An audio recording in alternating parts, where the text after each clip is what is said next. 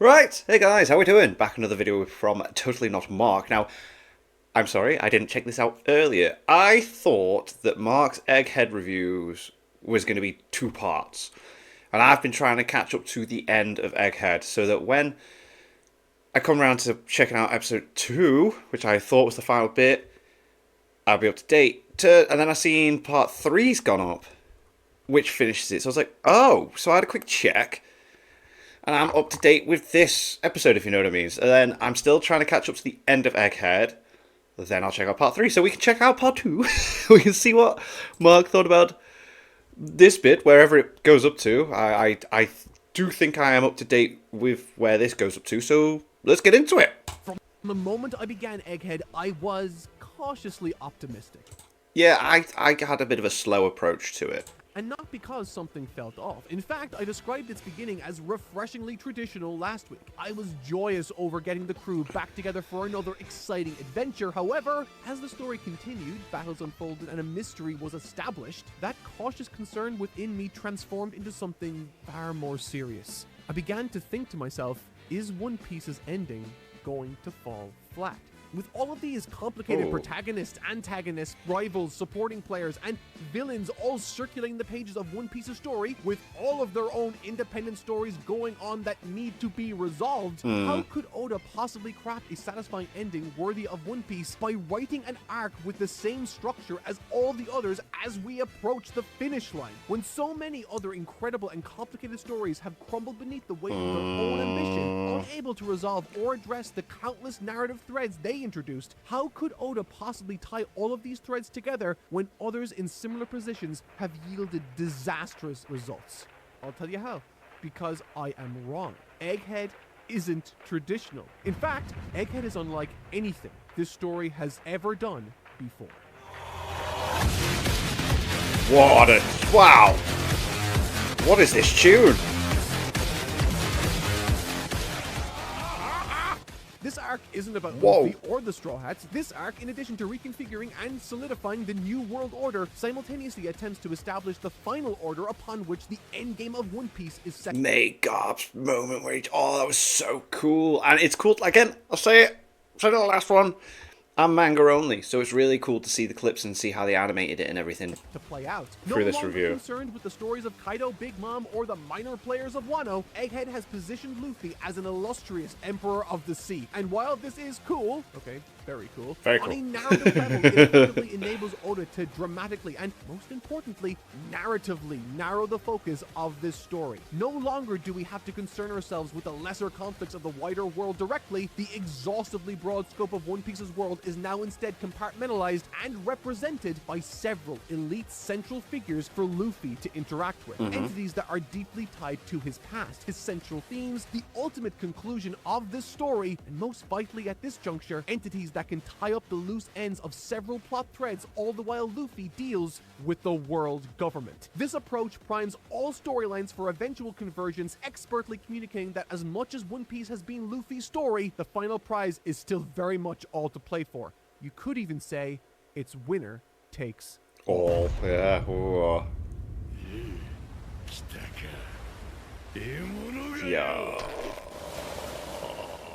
I love this fight. I love it so much. When I saw an entire episode was deviating last week from the main story, it gave me whiplash. Yeah, it's cool how every now and then One Piece just goes, right, what's happening over here with these people? And it's like, oh, wait a minute, what? What do you mean we're getting Law versus Blackbeard with no foreplay? But hey, I ain't complaining. Throw him straight in, let's go. Blackbeard actively seeks out conflict with Law with zero preparation or consideration for his crew or their abilities. His motivation for engaging in these fights seems to be internally driven, perhaps ego or narcissism. He demands that his crew facilitate these selfish and poorly thought out whims, and through doing so, his crew is hurt by him. I mean, he's the head honcho that people need to worry about on his crew, and so therefore perhaps he assumes tackling Law one-on-one was the best approach. In this battle, he refers to Law and his crew as prey and constantly reiterates that there's no escape, suggesting that he believes there's only one logical response to his presence: to run. But unfortunately for Blackbeard, that is not how Law operates. No, not at all. I do like it. Yeah, Blackbeard is so overly confident in everything that he does. Like, yeah, because from my perspective on Blackbeard is that he's not very capable. Like, okay, yeah, he's powerful and everything. There's still a mystery behind it, but he does seem a little bit like flawed in his approaches to stuff. But he just thinks everything he does is just awesome. That he is destined for like greatness. これから先何が起きようとも逃げ道なんてありえねえ Virtually every order Law issues to his crew is for their collective protection and strategy. Our only choice is to keep going. We're surfacing to the land northeast of here, Everyone's involved, even if what he's we saying, yeah. have to fight pirates like them. Everything Law says in this battle is brimming with genuine leadership quality, whereas conversely, Blackbeard treats battle like a Yeah. party, referring to those in his follow as scallywags, and even declares, "I'm taking all the road poneglyphs for myself." That's all the about difference him. between a Yeah. tyrant and a leader. Blackbeard's crew serves him and him alone, all the while Law serves his crew, crew, yeah. emphasizing that no one member is more valuable than the collective, with the contrast only becoming more evident as the battle commences. Much the same as Law's initial orders were, his first active move in this battle isn't offensive. It's to reverse the effects of the Sick fruit from both himself and his crew. And once the battle finally gets underway and into full swing, while all of Blackbeard's crew seem to be freeballing their approach with virtually no oversight from their captain, Law's crew doesn't advance until their captain issues the order, even if the land atop which their feet find footing start to bend and crumble Oh my god, the animation looks so freaking cool. Oh, beneath them. They do not move unless instructed to. Yeah. That is loyalty, that is trust, and that is genuine leadership. They literally take a bullet for him. To someone like Blackbeard, this might appear as though the weak are gathering around the strong for survival, validating his focus on Law and cementing his disregard for the weaklings around him. But this is Blackbeard's fundamental flaw. He only thinks about himself.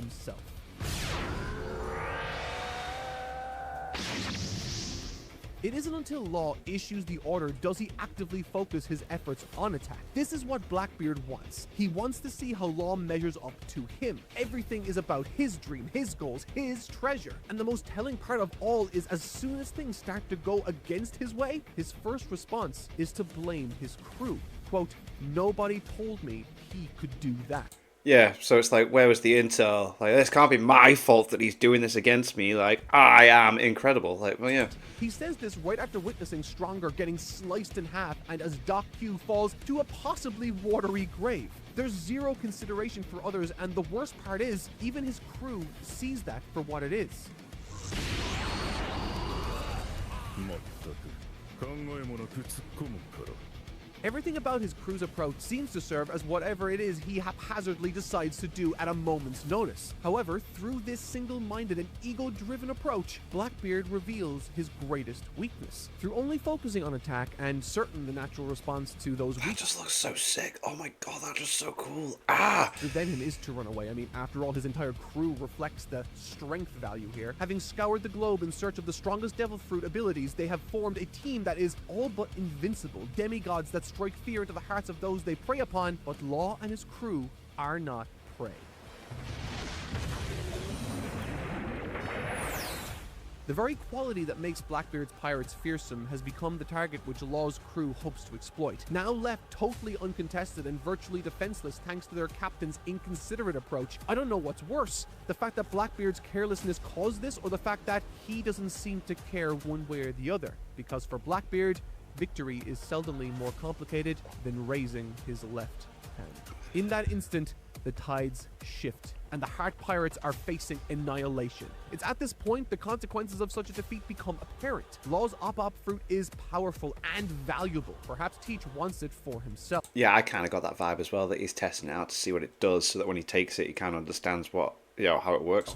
However, this is the moment the final play of this cruel duel reveals itself.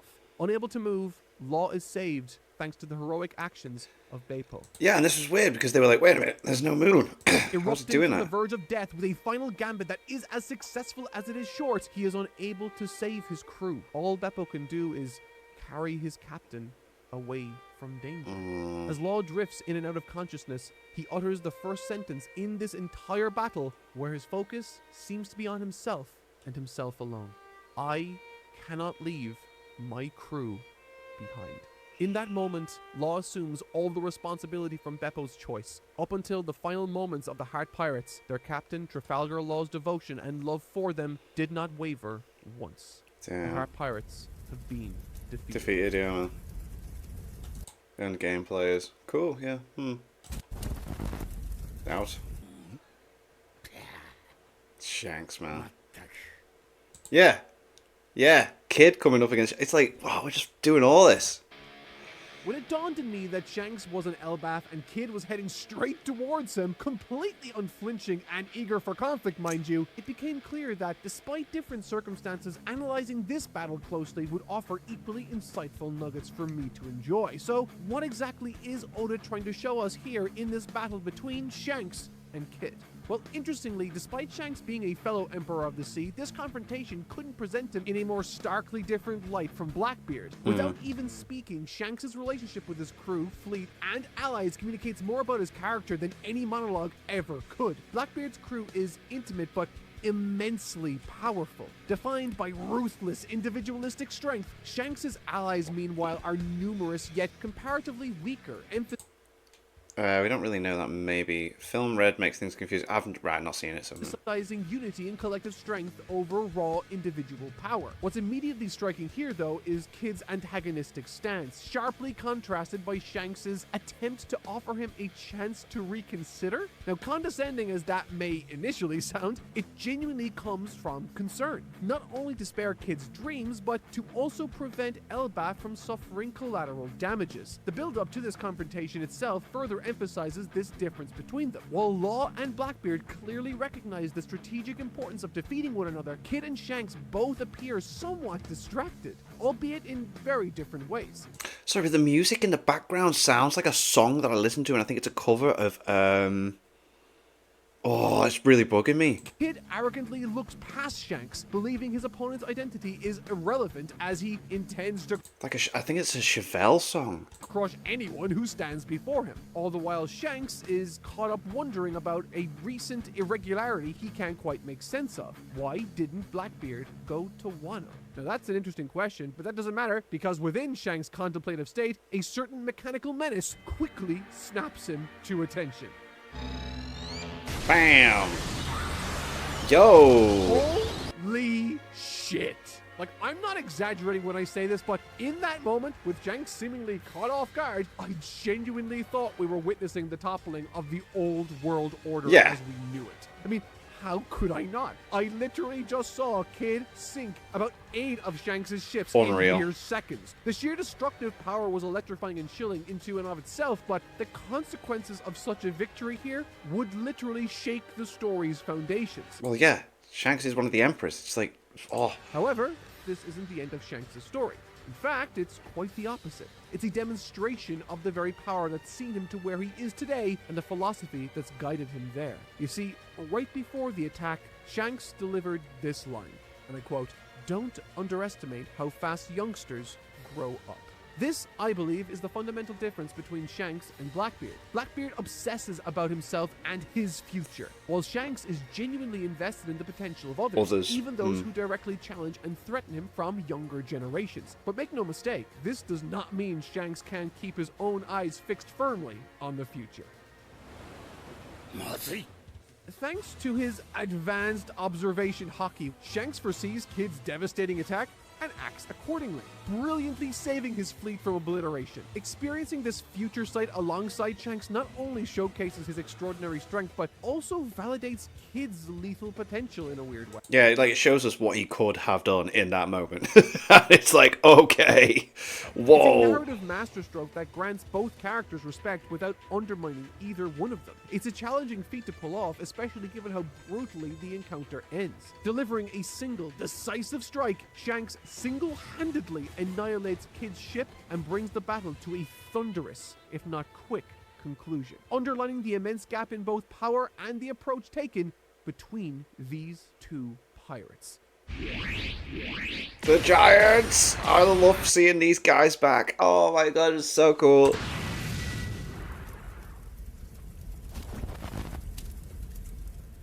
Comparing this to Law's earlier battle with Blackbeard gave me tremendous insight into these characters' inner workings, highlighting a beautifully deliberate parallel crafted by Oda, I think. Shanks' characterization here might just be the most consistent writing I've seen in this story, maybe? His defensive approach mirrors perfectly his original encounter with the bandits in Chapter 1, where Kid now takes on the role of those very bandits. Shanks goes out of his way to avoid conflict until he's given no choice but to act and end the fight as quickly as possible for those that depend on it. On the other hand, Kid mirrors Blackbeard's reckless aggression, charging ahead despite clear opportunities to withdraw, ultimately facing catastrophic defeat. Law, like Shanks, approaches battle patiently, strategically, and defensively, capitalizing on his opponent's overconfidence. It's an incredibly well-written sequence. I mean, after Wano, 3 pirates with incredible potential set out to reshape the world. But now, only one of them, only one dream remains intact. And that's only because his fight is yet to even begin. However, and this is a big however, through analyzing these 2 fights, I think I may have just discovered 2 weaknesses in the victorious pirates Shanks and Blackbeard. Weaknesses that I think Luffy and the Straw Hats themselves, notably, do not share. However, I will say that I don't have all the necessary information yet, so don't crucify me if I end up being wrong. Blackbeard's blind spot is his ego and philosophy. Driven by passion to achieve his goal, his ruthless methods will inevitably lead to his downfall. Oh yeah, I think so. His crew are not friends or comrades. They're merely strong individuals bound by power. When his Yeah, power, so as soon as something goes wrong and it's not in their favor, they're just going to bow out and run away. or eventually falters, I think Blackbeard's crew's loyalty will fall into question. A question I don't think Blackbeard personally wants the answer to. Luffy, by contrast, is supported by genuine bonds of friendship and trust. Should Luffy ever falter, Zoro, Robin, or any other Straw Hat will readily step in until he recovers. Conversely, Shanks might have the opposite issue. The gap between his power and the rest of his crew could be far wider than that of the Straw Hats, though for sure that's hard to say. Although undeniably strong, compared to the Straw Hats as a cohesive unit, my theory is that they may fall short in that regard. And when it comes to sheer determination to realize one's dream, Luffy's drive is unmatched in the entire series. To defeat Luffy, one must crush his team and his spirit in equal measure. Shanks, characterized by his reverence for the next generation and a desire to avoid unnecessary conflict, may not be willing or able to go that far. I mean, I don't personally think he's gone as far as to kill Kid in this attack. Do you? This insight is precisely why seeing everyone reunited at the beginning of this arc thrilled me so much. United, the Straw Hat Pirates stand, I think, unparalleled. Not Big Mom, not Kaido, not Blackbeard, not Shanks, and certainly not the world government can hope to stop them if they are united as one. However, with all of this talk of pirates, I think it's time to explore the other players in this narrative. Let's players go. that, in my opinion, could be even more interesting if you believe that. Just as Law and Kid represent alternate paths within Luffy's generation, attempting and failing to surpass the existing regime, what follows next serves as a thoughtful exploration of 2 possible lives Luffy could have led if his journey had taken a different. Oh yeah, okay, What all interesting. of these secondary adventures concerning Blackbeard, Shanks, Sabo, and Kobe in this instance highlight and expand our understanding of these characters as well as advance their respective tales, my favorite aspect of this approach is how all of these scenes offer the secondary benefit of complementing Luffy's already complicated character and adventure without him even being on screen once. Where Blackbeard and Shanks represent where Luffy's path will ultimately lead him, Sabo and Kobe represent the alternate paths or lives Luffy could have lived had he followed the dreams of his patriarchs and not himself. Yeah. Like Luffy, both Kobe and Sabo embrace the beating heart of their respective worlds, the Navy and the Revolutionary Army. And through their respective eyes, the worlds they inhabit and encounter are opened up to us in ways we've seldom seen before. And in some cases, ways we've never seen before. Within this story, both Kobe and Sabo exit by way of escape. However, the contents of each segment tells us something not just about them, but the heroes they look up to and hope to embody. My God, so cool. First of all, Perona hype. Woo! I just had to throw that in there. Perona is one of my editor's favorite characters in the entire story. You're welcome. Why, that's very good. Yes, I like that. For me, however, I'm hugely interested in seeing how a character under pressure reacts, as these moments are where we see who they really are. Wappo might talk a big game, but faced with danger, he crumbles into a coward. Oh yeah, he Usopp panics. might seem like a coward, but when the chips are down, he can be depended on like few others in this story. And in the case of Kobe's character, even when behind bars of the same terrifying tyrant that obliterated law or confronted by an angry mob trying to kill him, his first port of call isn't his own safety, it isn't revenge. His first priority, without hesitation and with great cost to himself, is to facilitate the escape of innocent Everyone. Yeah, get everyone no out. matter how many times different characters might recant the adventures of Kobe or refer to him by his new nickname, Kobe the Hero, nothing can emblazon a heroic quality upon a character more powerfully than the simple gesture of an altruistic sacrifice offered up in the face of tremendous danger. That is a hero. It seems the little kid, terrified to step out of his oppressor's Yeah, when you shadow think in about it, those he's opening been around from the chapters, very has fully first well, realized himself. second Today, chapter? we can see finally the person Luffy saw From the beginning. all those years ago, and we're not the only one. Yo!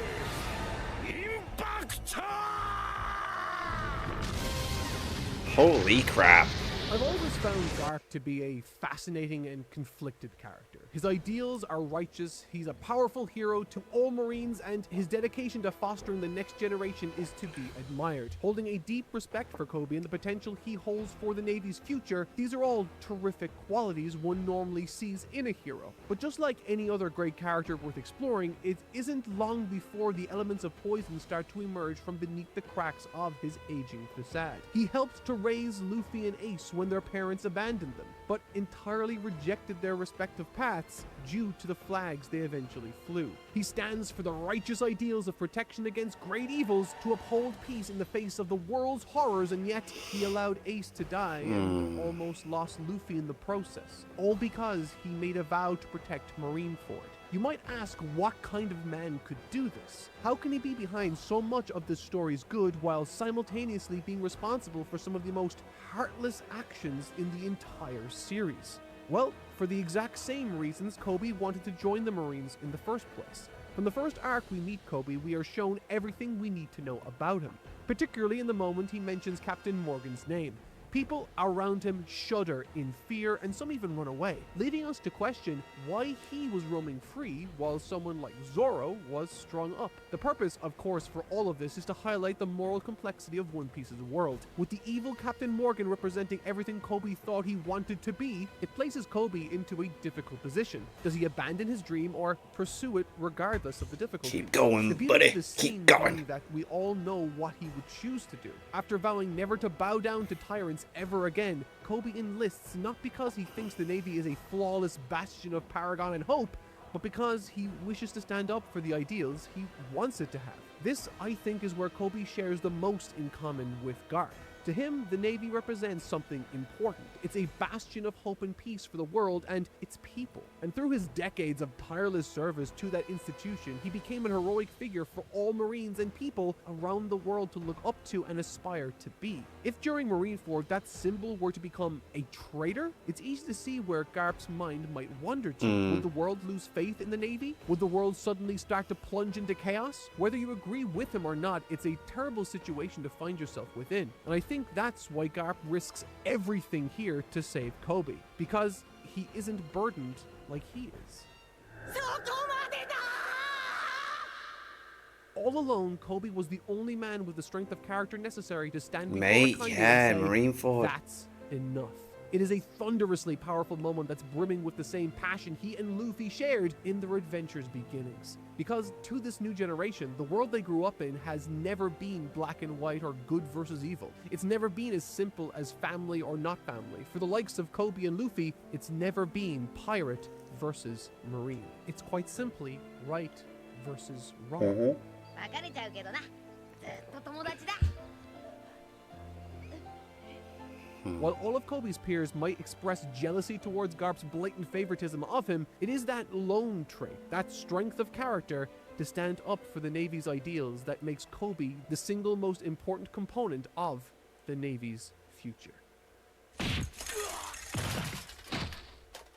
With Luffy's first friend after leaving his home, Kobe, filling the void Luffy left behind in his grandpa's life, and his brother Sabo becoming everything Luffy's father wished he could have been and more, a shining beacon of resistance, a flame emperor standing in defiance against the oppressive world government, you need look no further for evidence of this than when Dragon is asked if he'd like to know more about Luffy's current circumstance. He simply responds with, "I've heard more than enough on that subject." And yet when the topic of Sabo comes into focus, so too does Dragon's attention. And look, I fully plan on getting into the fucking insane Yes, reveals please. that happen Oh later my in the God, section. there's so Trust much. me, I will. But I think before I do, it's important to point out that all the moments that define Dragon and Garp's respective admiration for these two proteges are precisely the lessons and inspirations they took from the time they spent with Luffy. Whether they wanted to be the case or not, they both stand for what Luffy represents. They just don't know it yet.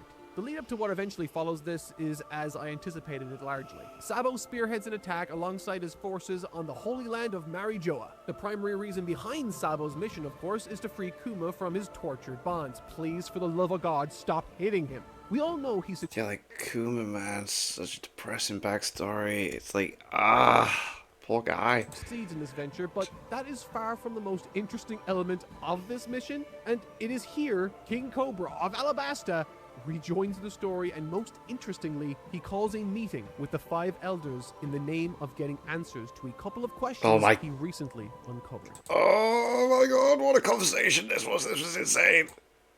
His final words to Pell before entering the throne room, never to exit again, are to watch over his daughter, Vivi.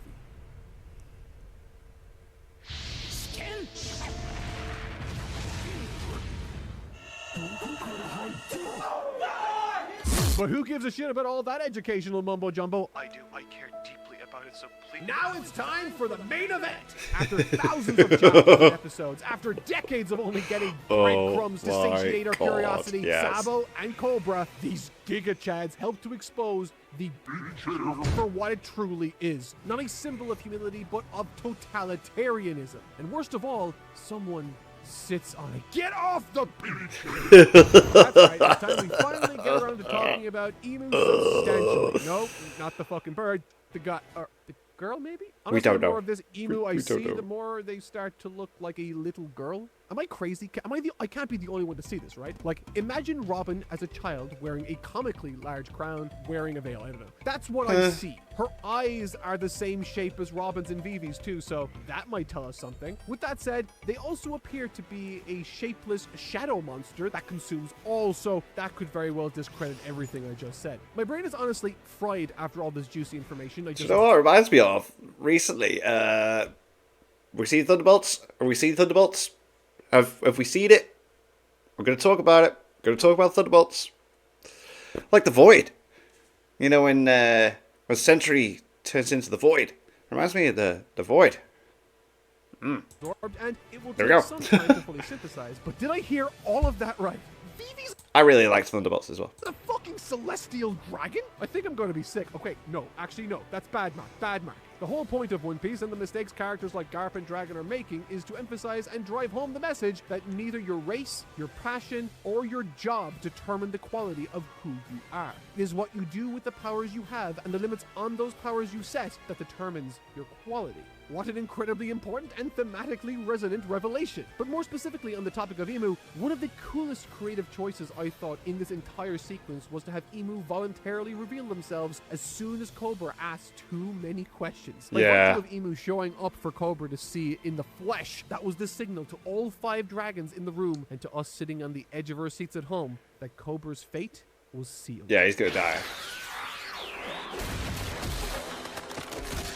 Out of all the crazy reveals and explicit violence on display, my favorite part might just be one of the most subtle elements of this exchange. When Emu's name was revealed to Cobra, he seemed to already be familiar with it. To me, this says that Emu could very well be from the Void Century itself. You see, during his inquiry, Cobra explained Oh, and it reminds me of the Void from Thunderbolts. Coincidence? that he formed these questions based on what he had read from the histories of Alabasta. Oh my God.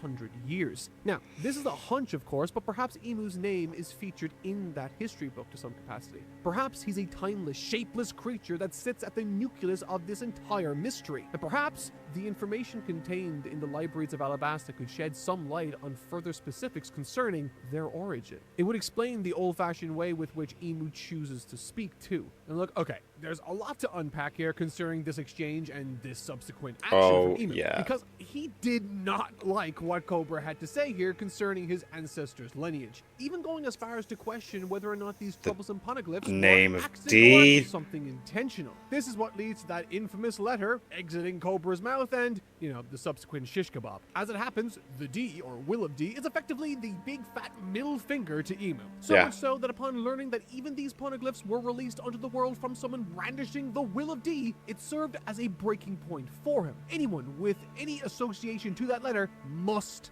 die. It isn't who you're related to so much as it is what you stand for. And the Will of D, according to Emu, stands as an affront to everything he represents. まさか世界のてっぺんに地獄があるとは。 Holy fuck, holy fuck, holy fuck. Sabo versus Emu, it's happening. Let's It's go. fucking happening. Let's go. No. What's happening? Did Emu and the Celestial Dragons just turn into shadow monsters? What do their shapes even... They're like different animals. Leave it to Oda to answer a boatload of my questions, and in the process, leave me Still with need more countless questions, more to yeah. ponder. When this scene came to an end and the scope of Cobra's sacrifice comes into focus, the first thought that popped into my head was of contempt for the likes of Dragon. We've already explored how antiquated Garp's view of the world is, but it seems Dragon isn't very different either. Upon the revelation of this story to Dragon, he acknowledges Cobra's good nature, but ultimately celebrates his death as a win for the revolution due to his technical association with the world government prior. These are the sensibilities of an extremist, and while his mission may be virtuous, his means will harbor nothing but contempt and ensure the wheel of hatred continues to spin for generations to come. And while Sabo's #1 priority is the revolution, it's clear he too saw the immense good in Cobra as a leader and fully appreciates the sacrifice he made for their shared effort. Oh my god, no, okay. Sweet Yeah. baby Jesus, please no. Don't tell me the character I detested the most on a creative I love this. It's like, wait, no, he witnessed it. And then he goes away with Vivi, and it's like, oh, what are you doing, Oda, you genius? personal level is going to be an unintentional hero. I can't believe this is happening, but I guess it's all the names Yeah. remaining true to the original It's just sequence class. of this arc. That is Use characters. I love how Oda just uses characters that we just forget about because they are initially forgettable. And then they become integral to the story later. doesn't matter what label you wear or what title you have, everyone has the ability to do the right thing, even if in this case it's entirely by accident. Alright, so before we move on to the next segment of the story, there is still one additional piece of curiosity I want to explore, and that's this line Emu uttered. He says, "I wish to put Vegapunk's creation to use. The Mother Flame." And with the target revealed to be Lelouchia, even the elders pause or take issue. People live there, but to Emu, that doesn't matter. He chose that location for no other reason than to test this new toy. It is truly a disgusting order, and even though I know this is One Piece, I can't help but feel this dark cloud descend over the story, which might be fitting considering what happens to Lelouchia. Ivankov's theory concerning Emu mirrors my own, which made me feel all kinds of validated, but moreover, had me thinking about the broader themes of One Piece yet again and the implications of such a creature existing in this world, pulling the strings for centuries. The control of information has played a key role in informing all of the stories we've enjoyed through One Piece in the last few decades, with that attempt to control the narrative spilling into characters like Big News Morgan or Big even News someone as Morgan. virtuous as Sabo. Faced with the opportunity to leverage misinformation for his own gain or to correct the narrative on Lelouchia, Sabo opts to manipulate the narrative even further, and that disappointed me. Within the world of One Piece, knowledge is the most precious resource of all, and if a minor manipulation of the narrative granted so much to Sabo in this instance, imagine what has been made possible for someone like Emu to accomplish, thanks to the lifespan they've enjoyed. Furthermore, when the topic of Vegapunk comes up concerning the weapon that eradicated Lelouchia, Dragon dismisses the notion. And while Emu did say Vegapunk was behind this invention, I do wonder if they are both right. If this No, because it is technically, isn't it? He's not wrong. It is technically Vegapunk. I'm not sure how far we're going into this now with only 10 minutes. So, I don't know why. I like to prove that I've been reading it. When we find out that it is one of the Vegapunks that's trying to like be the last surviving Vegapunk and then gave emu, the whole like the mother flame.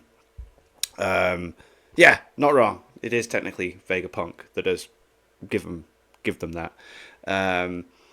Curious as to where we are getting to with this review, though. Had anything to Like do what with the chapter weather we're up to? controlling tool Vegapunk had been working on. Perhaps the darkness that covered the Lucia prior to the attack wasn't a weapon, but rather a scientifically engineered cloud. Meanwhile, in a parallel universe where nobody is called Steve. Was that a Mr. Weeble clip? I'm sure that's a Mr. Weeble clip. I think, oh, let's go back to this.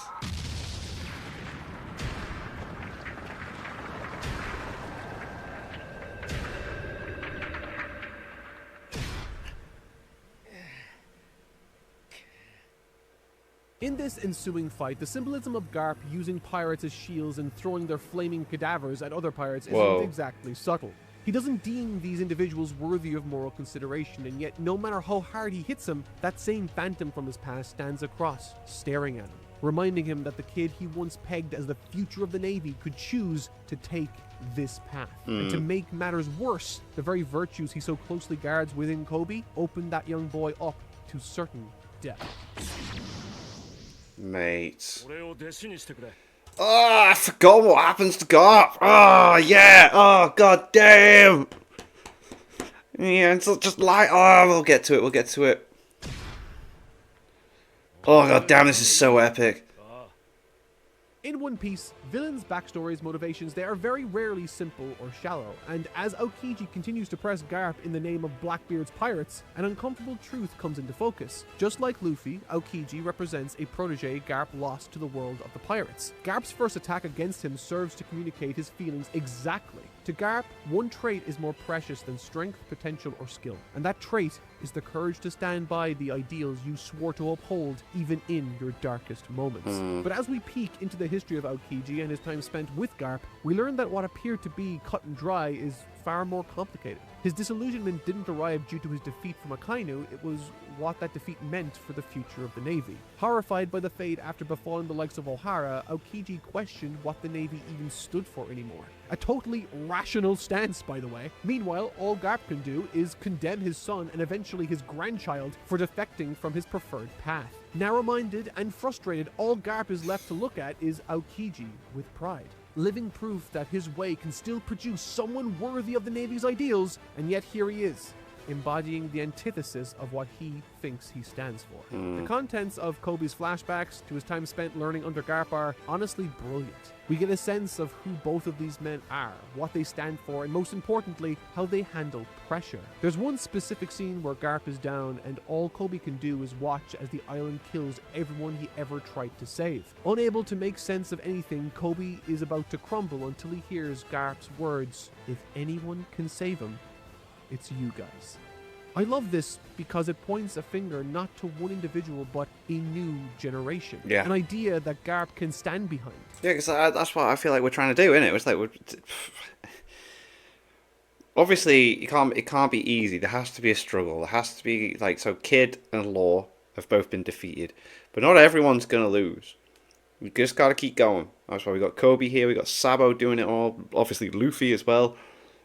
These guys are just like trying to just push them in the right direction. This, I think, is why the sword branch of the Navy has come into existence. It stands as the thematic evolution of the Navy's once rigid existence and represents the youth of tomorrow and their ideals. While the Navy as we once knew it under Akainu festers down a dark path, Sword are positioned as unlikely altruistic heroes to check the overreaching arm of the world government if and when it does overreach. Whether that hero is a spoiled brat, a promising upstart, or a once lowly cabin boy with less natural talents than all of them, the greatness within this next generation and the ideals they hold close are exactly what Garp seeks to protect, no matter the cost.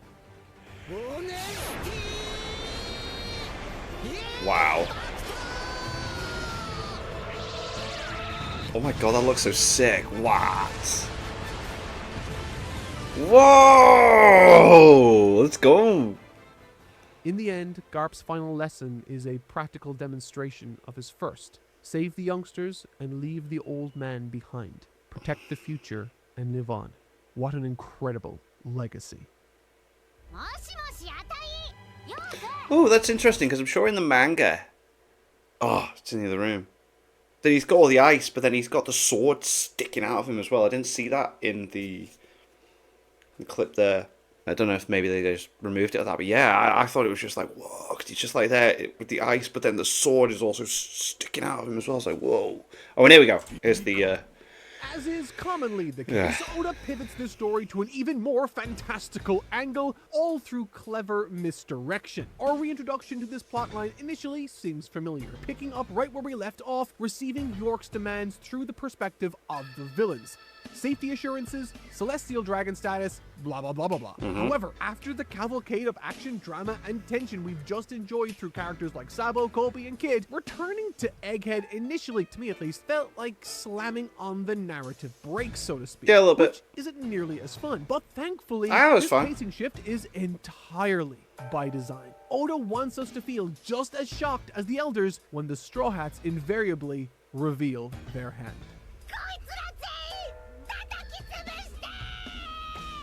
I absolutely love this creative decision. Instead of resuming directly where we last left off with these characters, Oda allowed the narrative to progress naturally in our absence. The decision expertly establishes the fragile balance holding the Straw Hats in place, clearly outlining the practical, physical, and emotional limitations dictating the rules of engagement of the Yeah, I thought it was cool. battle. But before diving into that specifically, I've got some questions. What's the deal with the global earthquake and rising sea levels? Is Imu responsible? Oh, Sure seems yeah, that was way. an And interesting if so, point that got brought up. how? Why is the Celestial Dragon Elder showing compassion towards Bonnie, yet had no compassion for any of the Oh, sides? right. I thought the water rising was to do with the fact that whatever that island got completely destroyed and just created that crater. Thought that was affecting everything else on the world.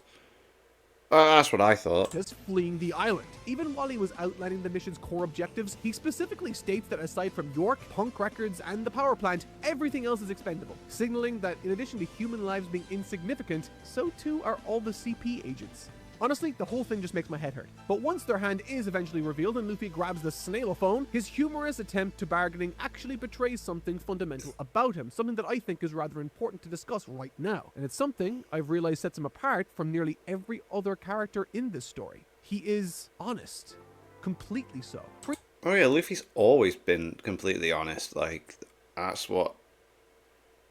Right, let's see where this goes. Previously, I've outlined how characters like Dragon, Sabo, Garp, Big News Morgan, and many others engage in warfare not just through physical means, but through misinformation and dishonesty for personal gain. Yeah, but Luffy don't do that. He's completely 100% honest the whole way through, and I think that's his strength. Here, Robin's urgent insistence on ending the call before Luffy reveals too much explicitly 'Cause he's going reinforces to. a key theme that knowledge is power. But this raises an important question, I think. Luffy's honest approach here clearly has short-term drawbacks. I mean, that much is obvious. But across the span of his journey, has his tenacity to be truthful, sometimes even to a fault, actually being the key to his success here? Yeah, definitely. Honesty is typically seen as a weakness by characters in One Piece. Robin, Nami, Usopp lambast Luffy for revealing their weaknesses to the Navy, and understandably so. Yet, consider this. Would any of these characters, now ready to fight and die alongside Luffy, have ever reached that level of loyalty had he been anything but Well, completely honest? yeah. Zoro, Nami, Ah, Usopp, Robin. this is it. All of them were won over because Luffy made them promises, and through knowing him, they learned that his promises are never empty. In short, selective honesty, it can't inspire such profound loyalty. Yo, here we go. Oh, mate. We're covering this as well. Sick.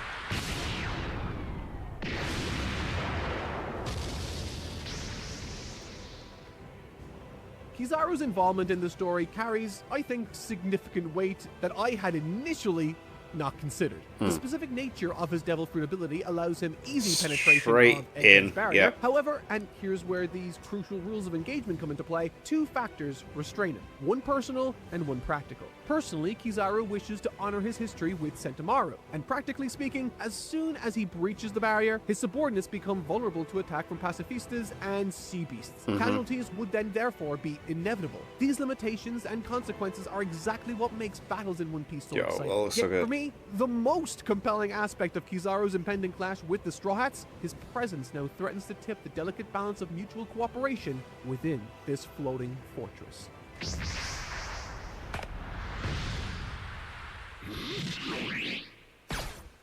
Regarding Rob Lucci's role, my suspicion is that although he's currently allied with the world government and seems like a bit of a dickweed, the heartless, dishonest nature of the Celestial Dragon Elder will inevitably cause him to reconsider, potentially forcing him to switch sides once again as he realizes this mission's success criteria do not include preserving Cypherpole. I'm willing to bet money on this happening just because it seems to fit in so collateral damage, I suppose that's the phrase. well with the themes of knowledge is power and all that kind of stuff. Thankfully, Zoro didn't get lost or injured, meaning he's more than sufficient to keep Lucci occupied while Kizaru makes his decisive move towards the Thousand Sunny.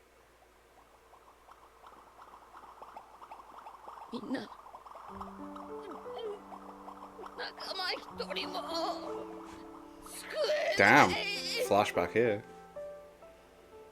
Now, due to the traumatic circumstances coloring these memories of Kizaru, various Straw Hats have understandably dreaded another confrontation out loud for us to hear. Like beaten dogs, their initial reaction is fear. Yet before Frank... Yeah, because doesn't Usopp even say at one point he's having flashbacks to the Subodi archipelago? Was that the one? I think that's what it's called, wasn't it? Yeah. Or anyone else aboard the Sunny could even alert Luffy to that threat their captain is already moving to intercept. Let's go. Luffy might not be a good sailor, navigator, chef, doctor, or musician, but when it comes to protecting his friends, there is no one you would rather have on your side. And perhaps, most importantly, Luffy, unlike the rest of his crew, isn't scared in the slightest. Yeah, Well, let's go.